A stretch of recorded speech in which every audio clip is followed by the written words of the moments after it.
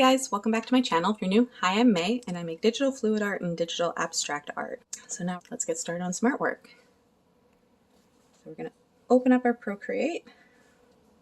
I already have it open, but if you want the exact specs that I was using, I made this canvas 5,000 by 3,500 with a DPI of 1,000, but otherwise you can kind of pick whatever canvas size you want. That's the size that I use. If you're going to be following along exactly as I am and you want a similar color palette, I will let you take a screenshot here of the color palette that I have up on the screen so you can go into your photos and insert it into here and copy and paste the colors. All right, now that you have the color palette of your choosing, or if you use this one, so hide that guy, and we're going to pick a brush and lay down some color. I tend to use the artistic brushes and the painting brushes mainly, just because they have some interesting, they create some interesting patterns in line. Like oil paint I love because you can kind of get strong lines with more blended lines. So we're just going to lay down some color. Like I said, at this point, if you're used to creating your own digital fluid art and you kind of have a way of you like doing it, like feel free to definitely do it how you see and how you usually do it.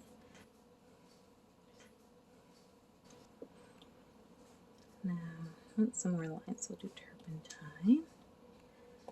Kind of add that texture on the outside.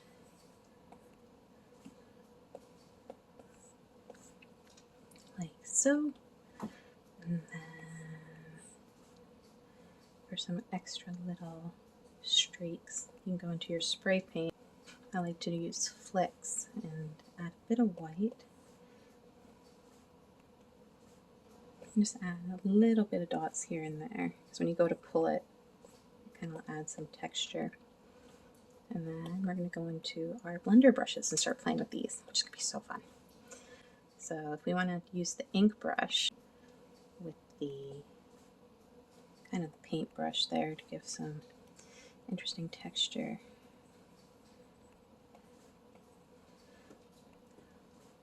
Like so. And then I might use the blender one and pull that in a bit more. Add some more variations of colors. Kind of pull that ink around like so. And then we'll do our pour base, our more opaque one. And just throw color wherever. I guess the advantage of this is kind of like finger painting. You kind of just throw paint everywhere, see how you like it. If you don't, hit back and start over again. Right? Kind of whatever you feel like. We'll do the inverted one. Like so. Add some more white in the middle there. Good and messy. Alright. Just the pulled edge. Bring it down and just kind of stamp it. Get some interesting patterns before we pull the paint as well. Okay. So now this is where I like to go into Liquify. So you go up to your tool icon there in the top left corner. Hit Liquify. And kind of start moving your paint around until you have something you like.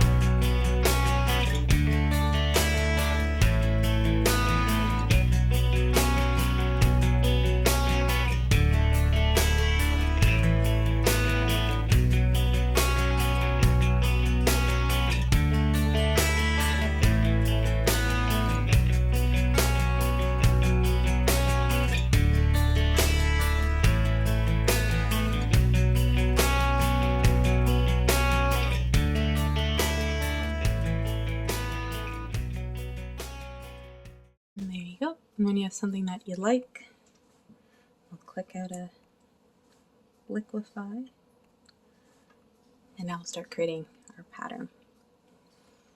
So this one, we'll probably start with actually the pulled edge and see if we can make some of these edges look a little more, some more pull to them.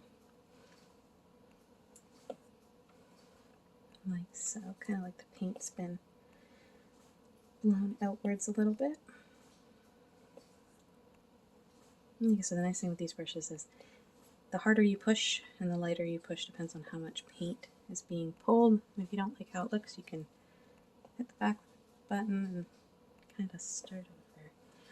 The nice thing with this is you kind of don't want to rush it. It's about having fun and taking your time and creating a piece of artwork that you like.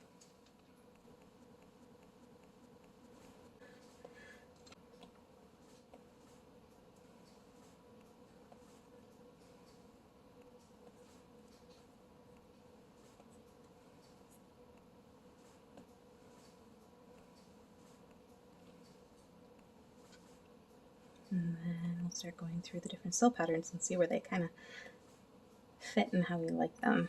And then, like I said, at the end we'll go back and add some bubbles and blow torches. So we'll go with cell 1.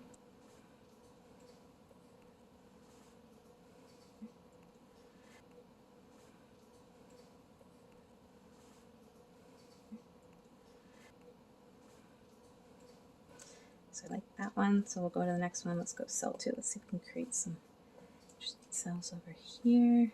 Now, I was going to pull white, but I'm not liking how the white's coming through, so we're going to pull in some green instead.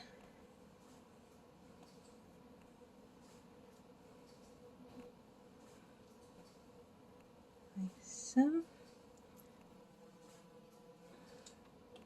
I'm going to go to cell 3.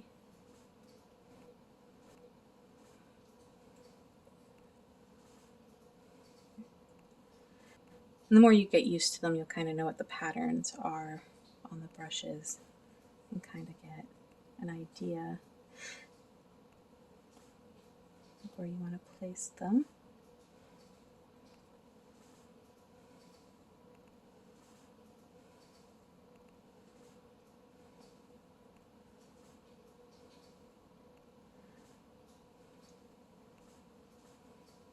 Alright, now we're going to go into cells 4. Like I said, this is going to end up getting pretty intense with all different cells everywhere, but that's because we're going through all of them. But you can do as many or as little as you want.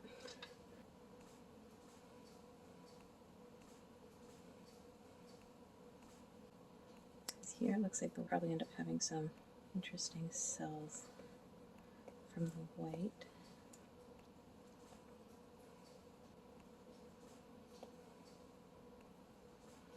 Like so.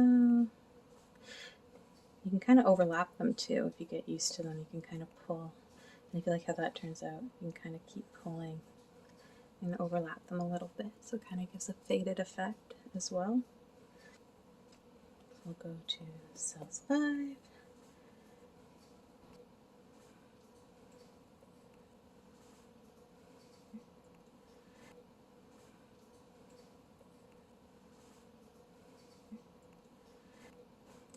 Like so. Then you can kind of fade it out a little bit. Cell 6. Where do you want to do that? Oops.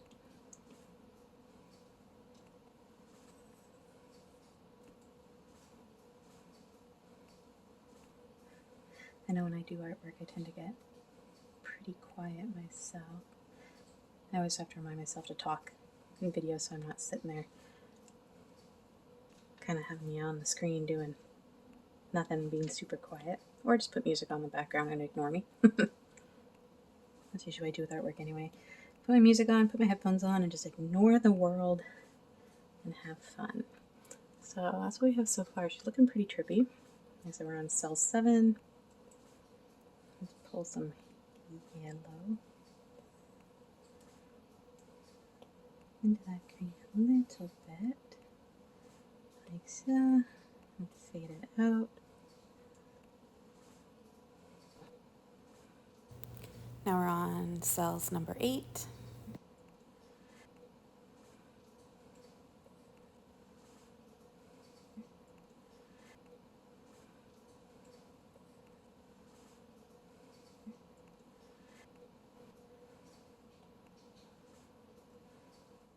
The nice thing, as you can see too, we've used 3 different brushes in one section here, and they look very cohesive, which I tried to do with a lot of my cell blender brushes, is depending on if you want to use tons of them, they will ideally look pretty cohesive depending on what you're doing as well. And we're on number 9.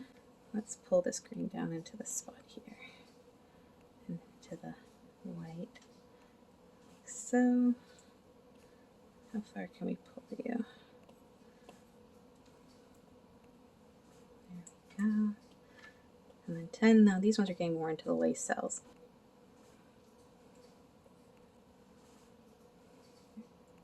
Or you can take your lace cells and kind of very gently, depending on which one you use, just kind of pull it into it and kind of blend it a little bit and pull those lace cells outwards. So it looks like it's coming from the art piece a bit more, like so. And then we go 11. Each one's a bit different. Some are a little more compact, others are a little more spread out. The nice thing I find with the lace cells is where if you want cells, but you also want to keep a lot of line work that you really liked when you did your Liquify, this is where the lace cells come in. They're really pretty. And you can lay them over textured areas without losing a whole lot of that texture, but just kind of still tying it in a little bit, like so. And then we'll do our final lace brush, number 12, and we'll go over here. This part of the pour needs some love.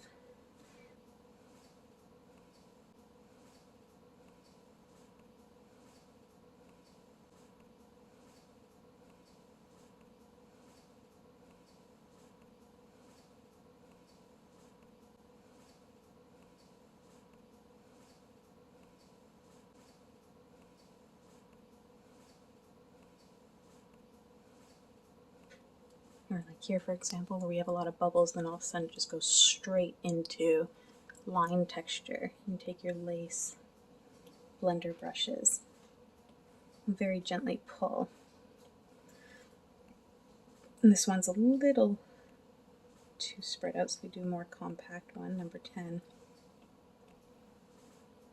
And pull off those ones and blend it a little bit, like so.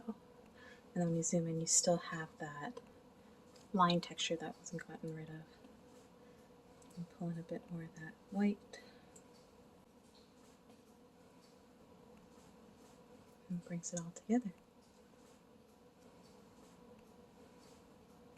Like, that looks pretty realistic to me. That's why I love using these brushes. It's just so fun, and it creates something very realistic. But now, before we finish, we're going to go back and we're going to go into our bubbles, because these guys like to pop up afterwards. Our little bubbles and blowtorch bubbles. We're going to lay down some medium ones and see how they fit.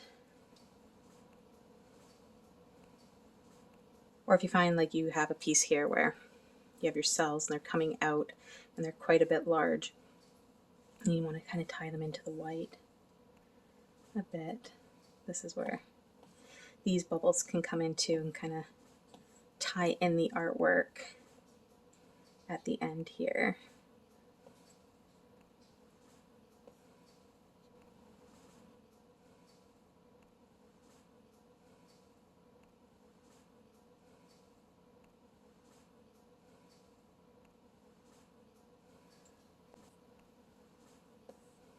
Probably not going to put too many of these guys, just kind of put them at the end.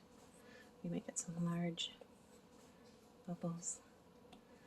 And then my favorite one is using the small ones.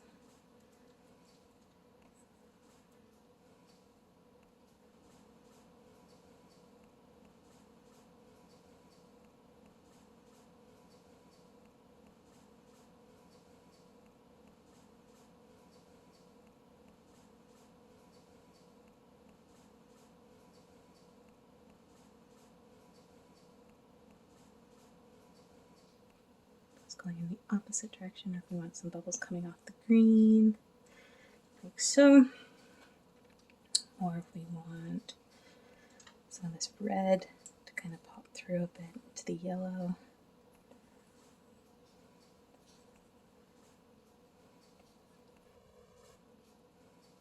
And some of that mauve.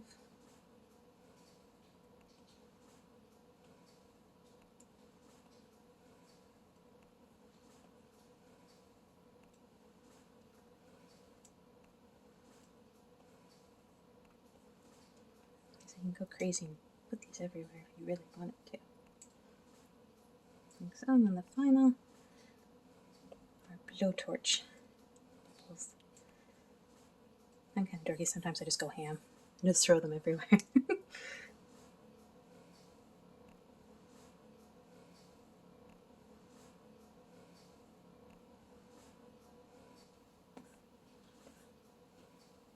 Bubbles here and pull in that color. Just so it doesn't look like they're standing alone. So we pulled the red, pull some red little bubbles, a little bit of white.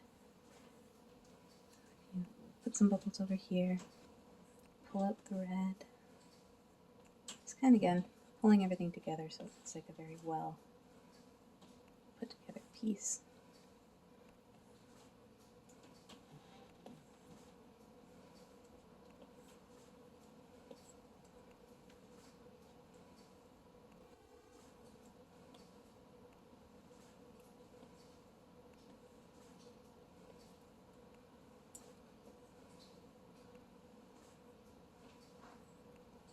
And like that. And there we have it. My finished digital fluid art, or digital fluid pour.